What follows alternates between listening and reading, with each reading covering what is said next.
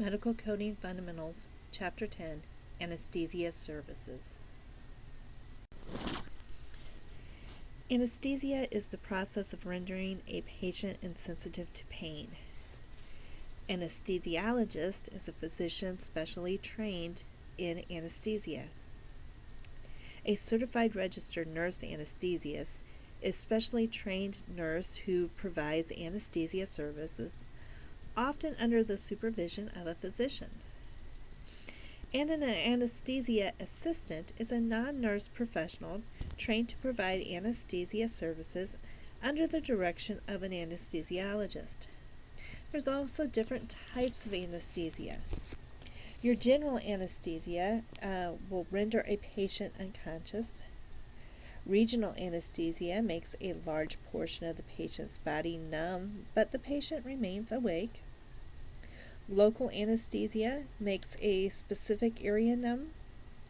And monitored anesthesia care is when the provider monitors the patient throughout the surgical procedure, often sedating them, but not to the extent of complete unconsciousness.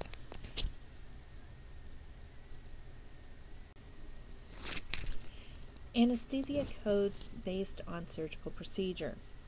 Now, these codes are not determined by what the anesthesiologist does to or for a patient, but they are based on what surgeons are doing to the patient that requires the use of the anesthesia.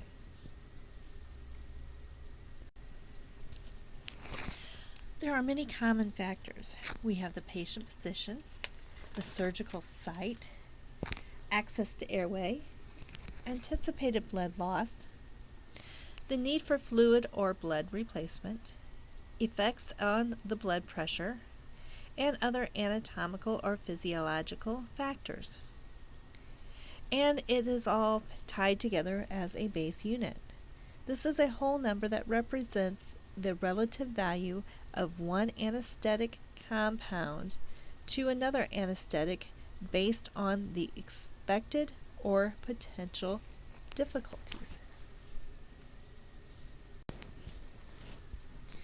Anesthesia time units.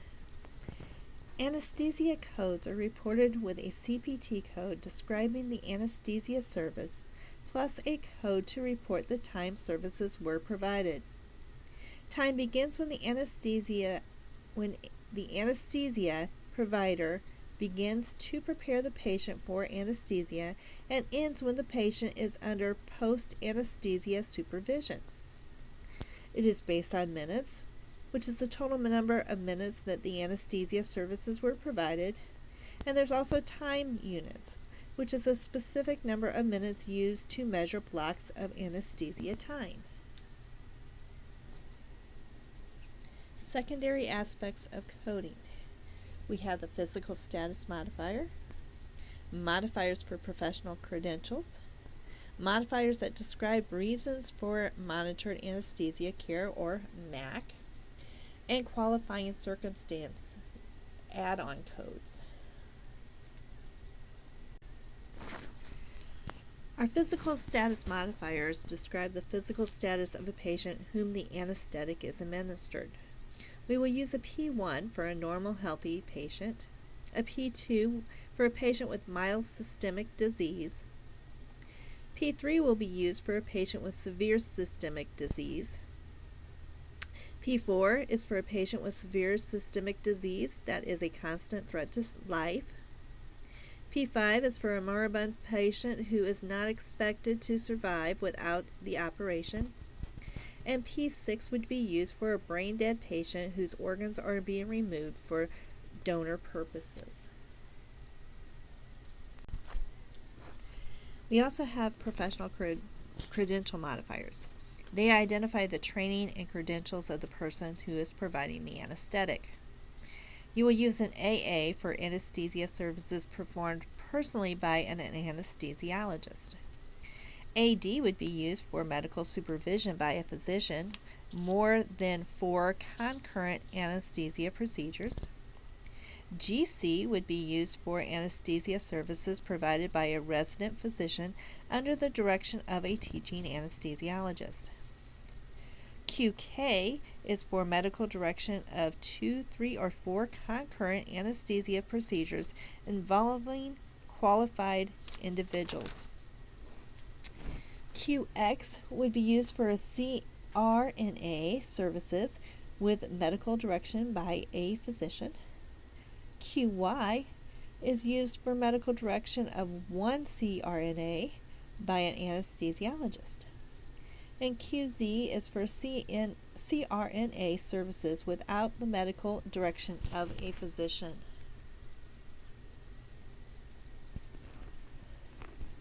Modifiers describing reasons for MAC. You have your QS, which is monitored anesthesia care services. G8 is used for monitored anesthesia care for deep, complex, complicated, or markedly invasive surgical procedures. And G9 is used for monitored anesthesia care for a patient who has a history of severe cardiopulmonary conditions. Qualifying circumstance add-on codes. These codes are used to identify situations that are significantly more difficult than usual or involve additional anesthetic techniques that are not usually employed during a typical anesthetic. You would use an add-on code of 99100 for anesthesia for a patient of extreme age, younger than 1 year and older than 70. A 99116 would be used for anesthesia complicated by the utilization of the total body hypothermia. 99135 would be used for anesthesia complicated by utilization of controlled hypotension. And 99140 would be used for anesthesia complicated by emergency conditions.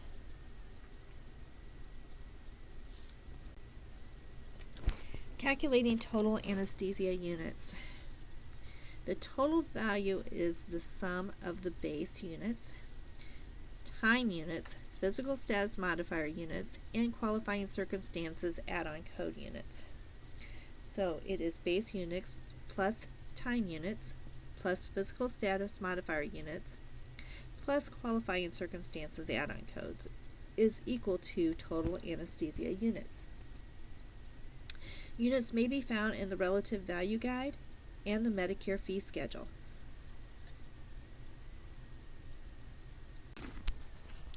Selecting anatomy-based anesthesia. This is where codes are divided into sections by anatomical location. It is very important to be very aware of your anatomical locations and what is included within that location. For example, the head would include the skull, the facial bones, cranial cavity, brain, cranial nerves, sinuses, eyes, ears, nose, and structures in the oral cavity. Coding for specific procedures. We have our radiological procedures due to sufficient discomfort, burns, excisions, and debridement. These are 2 base codes plus an add-on code, and you're going to use the rule of 9s when coding from here. Obstetrical anesthesia is for women in labor. And we have other procedures. These are services not otherwise classified. For your homework this week, make sure that you are reading Chapter 10, complete the using terminology, and checking your understanding at the end of the chapter. If you have any questions or concerns, please get a hold of me, and we will schedule a time to meet.